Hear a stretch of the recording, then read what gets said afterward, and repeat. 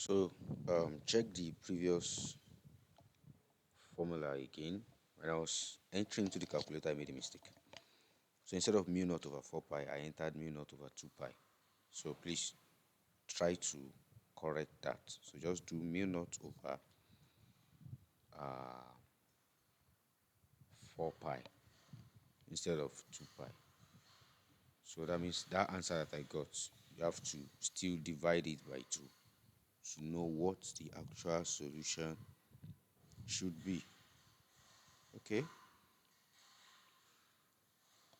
So this question says, when force is parallel in magnetic field, what is the force?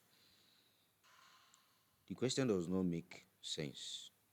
The person probably doesn't remember the question completely. When the force is parallel, force can be parallel in a magnetic field. So I don't know, maybe the person is trying to say when a charge is moving parallel to a magnetic field, what is the force? Then that is possible. So if a charge is moving in a magnetic field, the charge experiences a force, and that force is given as F is equal to QVB sine theta. And theta is just the angle between the direction of the field and the velocity of the charge. So if the charge is now moving parallel to the field, that means that the angle is 0. So if the angle is 0, so all of this becomes QVB sine 0, and everything becomes 0. So there is no force. The charge is not going to experience any force. So that's probably what this person is trying to say with this question. Okay? So the next one says, in a series connection of potentiometer, EMF jockey, resistor connected, what is the function of the resistor? It's a very interesting question, and it stems from understanding the principle of functioning of the potentiometer. Now what happens is that you have your potentiometer, you have the balance point somewhere around here. So from the balance point, then you have, in most cases, you have a cell that is connected across the potentiometer.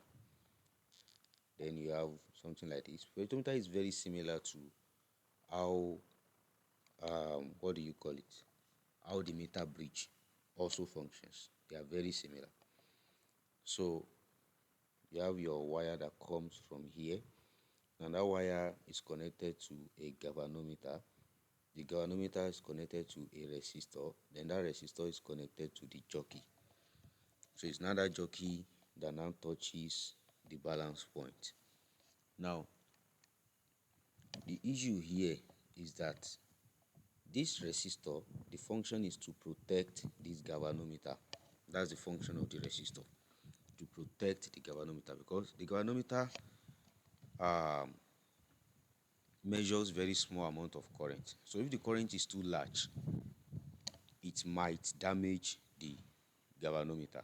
So that's why you need a resistor to what? To limit the value of the current that would enter the galvanometer. So if you know that, you are good to go. Just need it to limit the current. Okay. So the next one says, which of the following are vector quantities? Electrostatic field, electric potential, potential difference. The only vector quantity here is electric field. So I don't know anything like electrostatic field. There's electric field. So maybe the person didn't see the options correctly. So, but electrostatic field, I don't think I've heard something like that before. So let's ask electrostatic field. Is there anything like that? Wow. Electrostatic fields are electric field. Wow, wow. That makes sense. Okay, so that means electrostatic field is still electric field. Okay, so that means it's correct then. So if electrostatic field is still electric field, then you can say uh, it is also a vector quantity. So electrostatic field and electric field will be the correct answer to this. So the next one says AC dynamo was provided instead of DC dynamo. What do we correct? Okay, so we need dynamo just means generator. So you need a DC dynamo, and they give you an AC dynamo. So that means that you want to convert AC to DC. Now what's going to happen is that in AC, if you have an AC generator, it's going to have slip ring, but a DC generator has split ring. AC has slip ring, DC has split ring. So that means that if you want to convert AC to DC, since AC is having slip ring, you change the slip ring to split ring. And if you want to convert,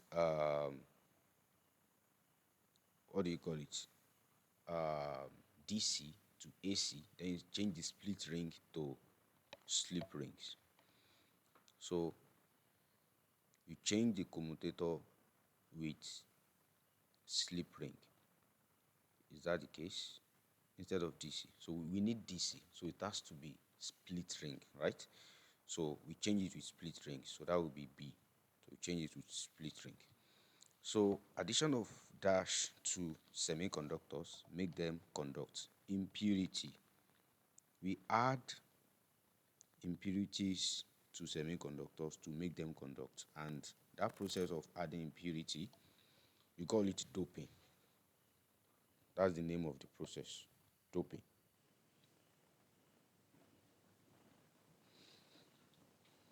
The next one, semiconductors are made with conductor partially. Okay, semiconductors. The question is not well worded. It is not what it should be. So the question should be that at what temperature do semiconductors become conductors, or when do they conduct electricity? So they conduct electricity. It is a pure semiconductor. At room temperature, they conduct electricity at room temperature. Although it might not be much, but they have a slight conductance at room temperature. Okay? So a current of 50 amperes flows through a straight wire. Calculate the magnetic field at a point 3 centimeter away. So magnetic field of around a current carrying wire. So the magnetic field is mu naught I divided by 2 pi r. So that's the formula we'll be using. Mu naught I over 2 pi r. So let's see what that is going to give us. Mu naught is 4 pi times 10 to the power of -7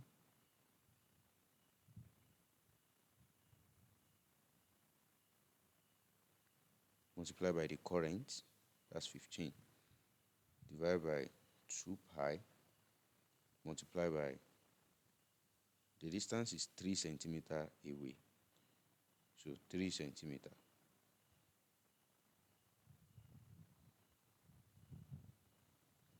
So we have what? 1 times 10 to the power -4. So that's D. So if the capacitance of a capacitor is EA over D, which of the following parameters is varied when a variable conductor is used for tuning sets? Is used for tuning sets. Okay, it's possible that they are talking about radio. Talking about radio, because when you're talking about radio, they use capacitors in radios. So they tune so that they are going to achieve a particular frequency that matches the frequency of the station. So, and the only one that is dynamic, that is very possible to change here, would be the distance. So as you are tuning, you are changing the distance between the two plates. It's almost impossible to change the area by tuning. It's almost impossible. So when you are tuning, you are changing the distance between the two plates of the capacitor. So it should be distance only. So number 5, 3 capacitors C1, C2, C3 with these capacitance are arranged in series with a potential difference of 12 volts. The PD across them are what? Now, if these values are correct, if they are millifarad, millifarad, millifarad, what we have to do is find the total capacitance. And the total capacitance, since they are in series, would be 1 over the first one plus 1 over the second one plus 1 over the third one. So this would give us the total capacitance. So 1 over 2 plus 1 over 3 plus 1 over 6. Do the inverse. That's 1. So you have 1 millifarad as the total. So total capacitance is 1 millifarad. So with this, we can get the charge. So you say Q is equal to CV. So that's 1 millifarad multiplied by 12. So we have 12 millicoulomb as the total charge. Now, since they are all in series, that means that they have the same charge. So if they have the same charge, that means that the first capacitor has a charge of 12 millicoulomb. The second capacitor also has a charge of 12 millicoulomb. The third one also has a charge of 12 millicoulomb. So that means that we know the change at the capacitance for each one of them. So we can just keep dividing so that we can get the what? The potential difference. So the potential difference will be what? Q over C. So for the first one, the charge is what? 12 divided by 2, that's 6. For the second one, the charge is what? 12 divided by 6, that's 2. Then for the last one, the charge is also 12 divided by 3, that is 4. So it should be what? 6,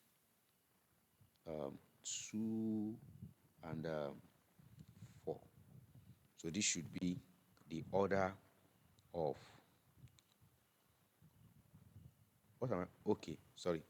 this should be the order of the potential difference. So it's potential difference that we want, not charge, right? So they are in series, so they should have different potential difference, but they all have the same amount of charge on each one of them. So that gives us what we want. Okay? So the component of a direct current generator that maintain the direction of EMF is what? That's the commutator.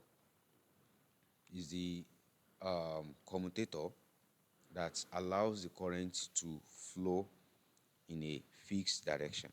Because in DC generator, you have what? Split ring, right? So it's that split ring commutator that allows the current to keep flowing in one direction. So that's why in AC you have slip ring.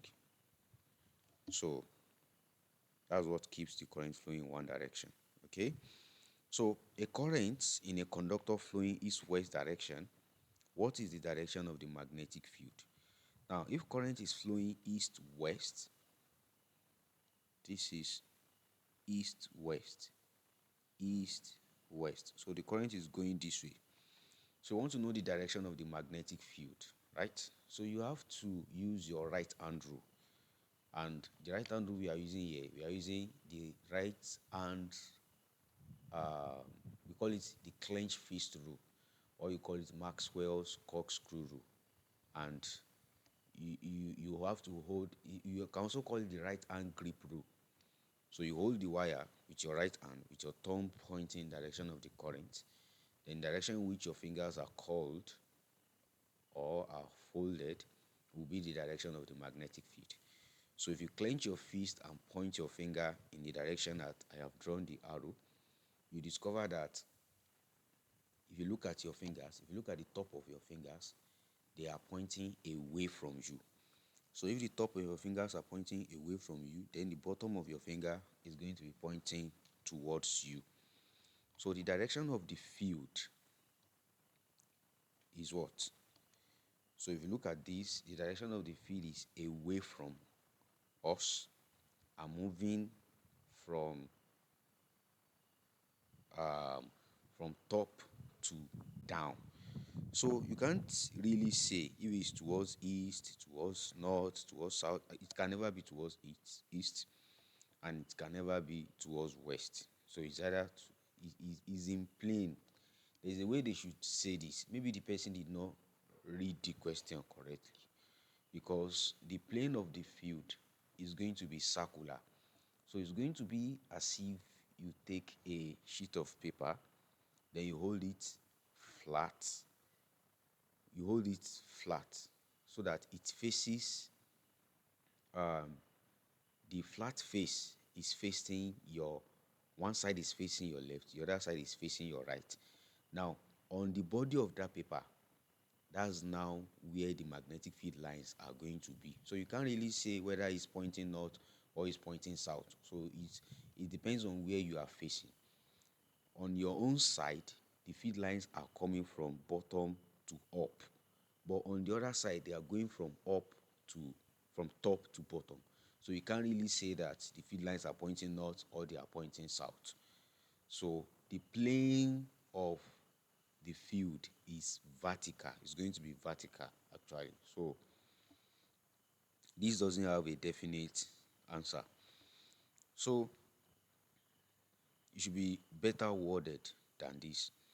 So the next one says 0.1 milliampere galvanometer with a coil resistance of 300 ohm can be converted into an ammeter using what? Using what? You want to convert galvanometer to ammeter. You use what? You use, I've solved the question previously. If you check the previous video, I mentioned that for galvanometer to ammeter, you use what? A shunt resistance. And that shunt resistance has to be what? A low shunt resistance. So that's going to be the answer to this. So unless they want you to find the value of that resistance, you don't have any issues at all. So for them to even give values, there is possibility that since the person did not remember the options completely, there is a possibility that they want you to find the value of that resistance. So if they want you to find the value of that resistance, how do you go about it? So the current coming in is 0.1 ampere. So out of that 0.1, its branches, the galvanometer can only take 0.1 milliamp. So that's the current that the galvanometer can take. That's the maximum. Then the remaining part goes to the shunt resistor. So the current that comes to the shunt resistor is 0.1 minus 0.1 milliamp. So this is the shunt resistance. Now the resistance of the galvanometer is 300 ohm. So as you can see, they are connected in parallel, right? So they have the same voltage. So the voltage of the galvanometer is 300 multiplied by 0.1 milliamp will be equal to the voltage across the shunt is the resistance of shunt multiplied by 0.1 minus 0.1 times 10 is power of minus 3. So this gives us the value of the shunt resistance. So I just need to input this into my calculator and see what my calculator would give me. So I have 300 multiplied by 0.1 times 10 to the power minus 3 divided by 0.1 minus 0.1 times 10 to the power of minus 3. So we have what? This is 0.300300300. So let's just say 0.3 ohm. So look at that.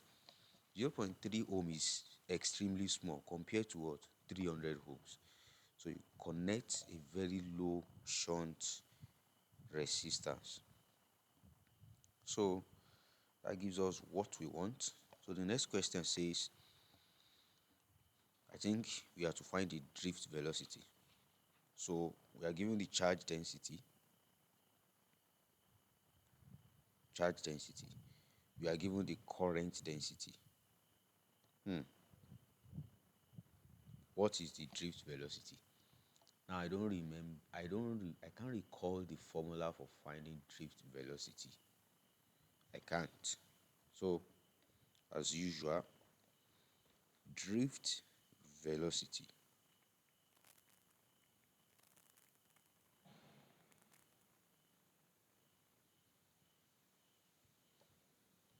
this velocity is 1 over NEA. So that's N is electron density multiplied by E is the charge of an electron multiplied by the cross-sectional area. Okay, that's not 1 over, that's I over NEA. So that's drift velocity, I over NEA. So drift velocity is I over NEA. Now, so this would be I over A multiplied by 1 over NE. So now I over A is the current density because that's what we are given here. Current density is 0.4. So I over A is 0.4 multiplied by 1 over N. Now N is what? The charge density, right? So if you check, so look at N. You see?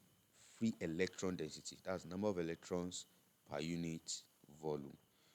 So you're given that to be what? 24 multiplied by the charge of an electron is 1.6 times 10 to the power of minus 19. So as usual, so we have 0.4 multiplied by 1 over 24 multiplied by 1.6 times 10 to the power of minus 19. So you have 1.042 times 10 to the power of 17. So 1.042 times 10 to the power of 17. So that is the drift velocity. Okay.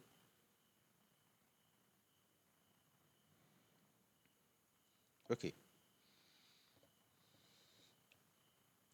So the next one. The next one says Ohm's law is not applicable to semiconductors actually. Ohm's law is only applicable to ohmic conductors. Ohmic conductors are just conductors that obey Ohm's law, which are mostly metallic conductors. So when you're talking about semiconductors, they don't obey Ohm's law. They don't. They have a positive, they even have a positive coefficient of resistivity for metals, but for semiconductors, they have negative. As you increase the temperature, the resistance goes down. So they don't obey Ohm's law. At the beginning, if you check the graph of a semiconductor material, especially diodes, you see that the graph does not obey Ohm's law at all. They are different. They are not straight line graph. Employ the graph of the current against the voltage. So This one says questions on maximum torque on coil. So I don't know what you are saying. So just know the formula for finding torque. Then maximum torque. Just remove the trigonometric part of the formula. So question with radius 10 centimeter, charge is this, permittivity is E naught. I don't know what this person is saying too. So I can't really answer this question. Okay. So find the secondary voltage. So this is very simple. Just transformer. Use the previous formula. Just solve it and get your answer. So this one too, the question is not clear. They gave us output, they gave us efficiency, they gave us voltage. Which voltage? Is it voltage in primary or the voltage in secondary? We don't even know. So we can't know where to find the current. Can't know. So superconductors are materials which conduct. Superconductors have zero resistance. That's why you call them superconductor. Materials that have zero resistance is a superconductor. So they conduct and current just keeps flowing indefinitely because there's no resistance to slow down the electrons that flow. So for extrinsic semiconductor, they are semiconductors that they start conducting as a result of adding external materials to them. That's why you say extrinsic. If it's intrinsic, you don't have to add an external material. So that means that they have excess holes or excess electrons that they can use to conduct. But if it is extrinsic, that means that is when you add an external material to it and an impurity to it, that is when it now has excess holes or it has excess electrons that it can now use to what? To conduct electricity. So those ones, they are what? That's the process of doping. So those ones are extrinsic semiconductors. But if you don't have to add anything to it before it conducts, then it is an intrinsic semiconductor. Okay? So question on magnetic field intensity and susceptibility. Find the magnetization in the material. So magnetization, there is a formula that relates magnetic field intensity, magnetization, and susceptibility. There is a formula that relates them. So just try magnetization. I don't recall the formula, so I would rather search it. Magnetization.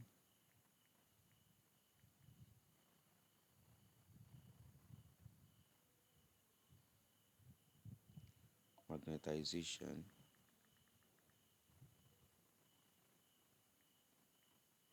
Formula.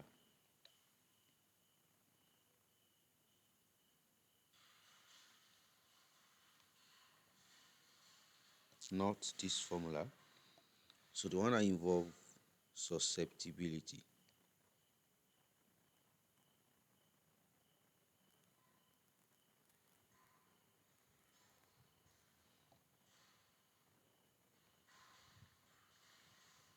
Magnetization and susceptibility. So magnetization is susceptibility multiplied by the magnetic field. So multiply by the magnetic field intensity. So that means that we should just multiply the two values. So we should just multiply the two values. So look at that. So multiply the susceptibility and the strength of the field, and that's your answer. So the magnetic field intensity is still the strength of the field. So 10 is power 6 multiplied by 4.8 times 10 is power minus 5. So that will give us what? 4.8 times 10, that's 48. So that's the magnetization. So AC to DC, I've already discussed this. So this one, I don't know. The question is not well worded to say which stone bridge is attached to which law. It doesn't. Um, it doesn't. I don't know how to put it. It doesn't make much sense. Which stone bridge? Which law? Well, I can't really say that there is a law that the Wheatstone bridge uses to operate, because there are a lot of things that can actually happen. Because in Wheatstone bridge, you are trying to look for a balance point. So, and once you have the balance point, no current flows through the galvanometer. So the potential difference between two different points is now the same. That's why current is not flowing between them. So I don't think that is related to any law. And if I wanted to relate it to any law, I would relate it to maybe Kirchhoff's law.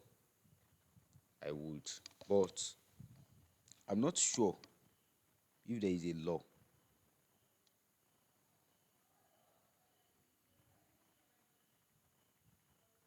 Which law is used in a Wheatstone bridge?